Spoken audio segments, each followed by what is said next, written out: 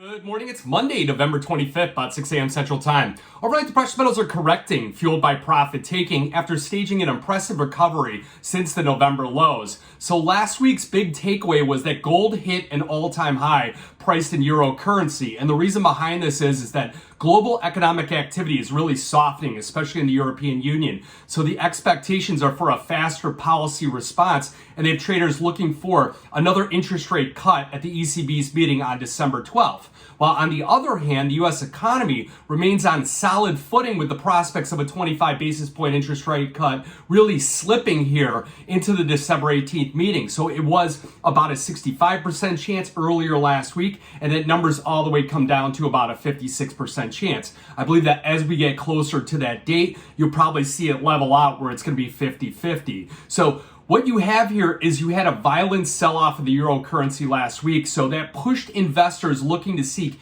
any asset out there that can really support and help their purchasing power. So we saw gold, silver, Bitcoin, crude oil, all being lifted up here last week. Now, this week, it's going to be a shortened holiday week, but I'll still try and give you a video here every day. So if you look at the overnight action in the precious metals, you got December gold down $22.50, but that's well off its lowest level. Around 4 a.m., we were sitting down about $45, $50, and now we're starting to bid our way back up. Silver here is lagging a bit, only down 45 cents. It's about 30 cents off its lows of the session. So I think silver's got a little bit more catching up to do as the gold-silver ratio continues to push higher at 87-1, really disconnecting those two metals at the moment. You do have copper futures up 270 at 415, aluminum futures catching a small bid, and the same thing with platinum as well, down $15. So much of the action is in the U.S. equity markets here, and you're seeing a lot of analysts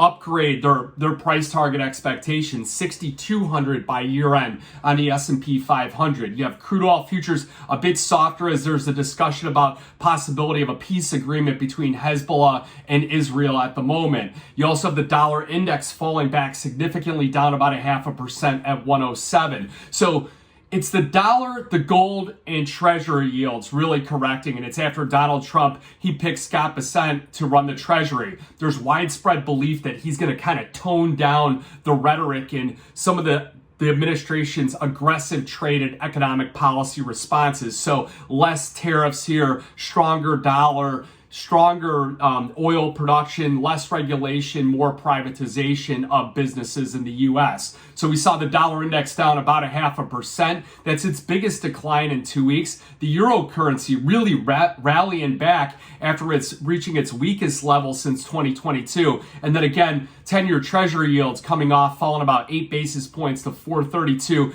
That's hitting its lowest level since November. Now this week, we've got no economic data coming out today, Thursday, or Friday. Tuesday and Wednesday are really where we'll see some fireworks. You got consumer confidence on Tuesday. They're expected 112 versus 108. That might also take down that expectation for another interest rate cut. And then Wednesday is really where all the fireworks take place here. You're going to have GDP, unemployment claims, durable goods, and the PCE data and the Fed minutes. So a level that I'm watching on the gold market, the February gold, you really want to see that market back closing over 27.50. It's 27.14 last. The high was 27.48. That's really the resistance point. We close above there, takes it back to a neutral trend. You'll see more investors pile into that market and help propel that market higher. We still believe that 28.50 is a very solid area of resistance and where we could be at in that first week of January here. And our price target on gold